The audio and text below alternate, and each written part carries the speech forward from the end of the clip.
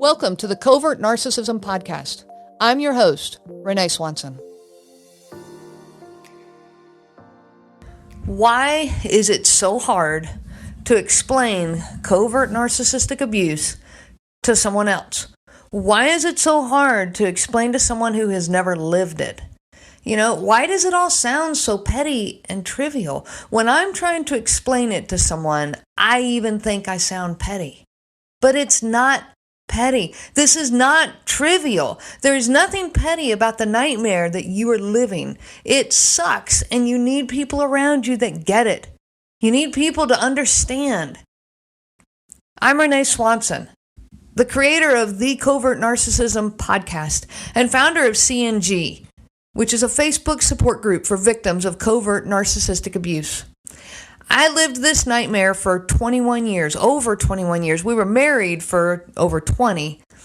And I was so incredibly frustrated in my marriage. I was completely worn out from trying to communicate with him and getting absolutely nowhere.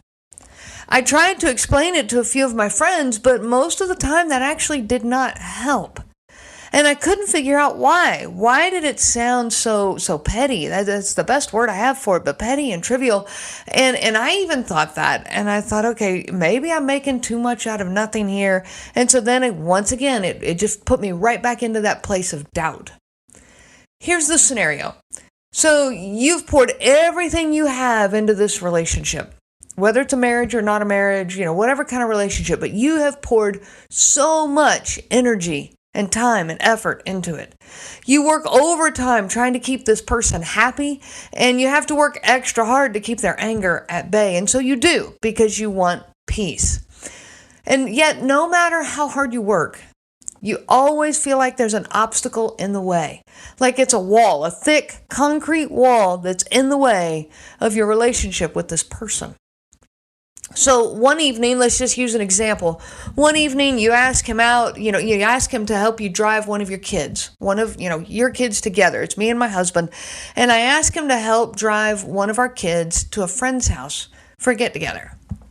Well, they ask where they live, and you start trying to describe this to him, but clearly your words, yet again, are not good enough for him.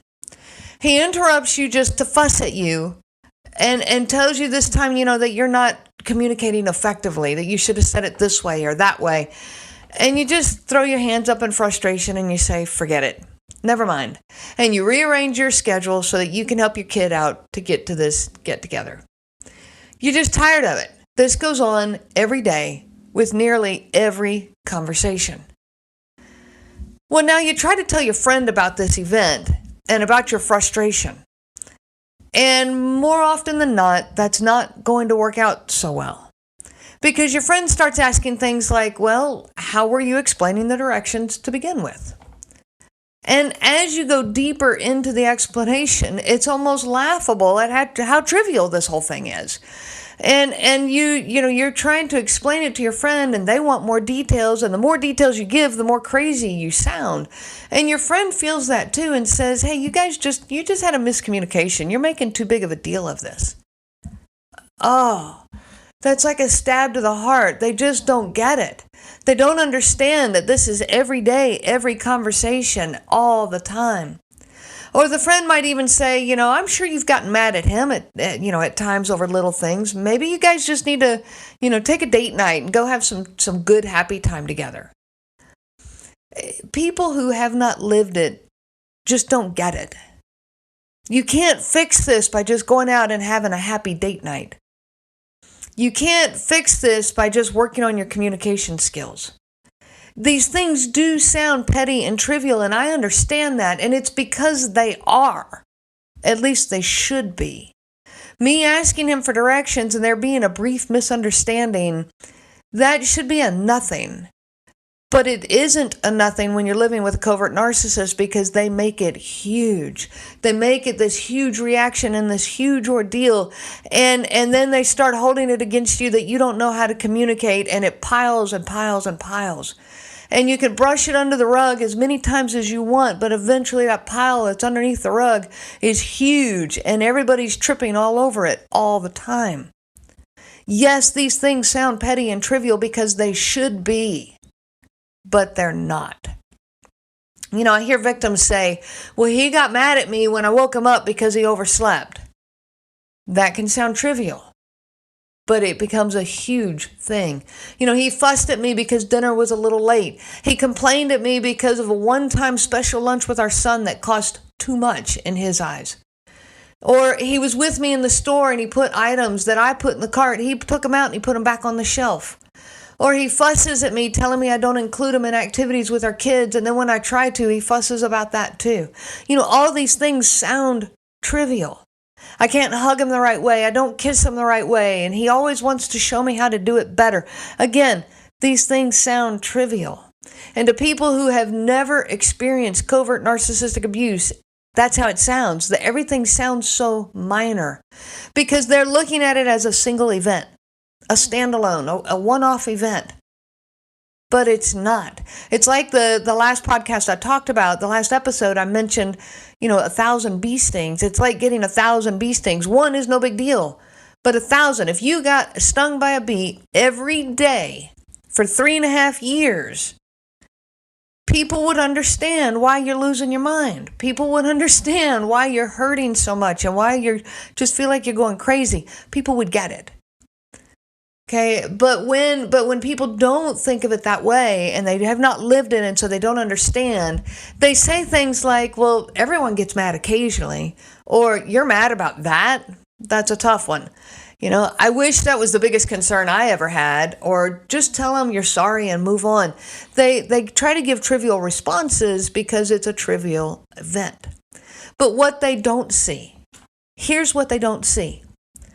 They don't see that you are being slowly erased, that your thoughts and feelings don't matter on a daily basis with your partner.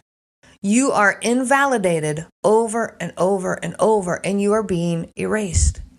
They don't see that every conversation is painful and challenging. They don't see how much it hurts when you try to do what he says he wants, only to be shut down once again with his anger. They don't see the countless hours and enormous amounts of energy that you spend trying to appease him and yet never succeeding. They don't see that reconciliation never occurs, and they don't see that you carry all of the blame for all of this. You see, in non-toxic relationships, people do get mad at each other. Disagreements do happen, and anger does happen. So these things that we're talking about, when you try to give these examples of the issues that happen, those happen in everyday life in a non-toxic relationship. But they are standalone. They are single events. Because both sides accept that this is normal, that you're going to have some disagreements. Both sides take some of the blame and carry some of that blame, and therefore reconciliation is allowed to happen. When both sides can give some and take some ownership of what happened, then that allows for the reconciliation. That give is so important. And I'm going to talk about that, more in a later episode. But people who have give in their relationships, they work. Those relationships work out. And so these people that are looking at you saying, well, you're just being too petty or you're being too, they are used to that reconciliation occurring.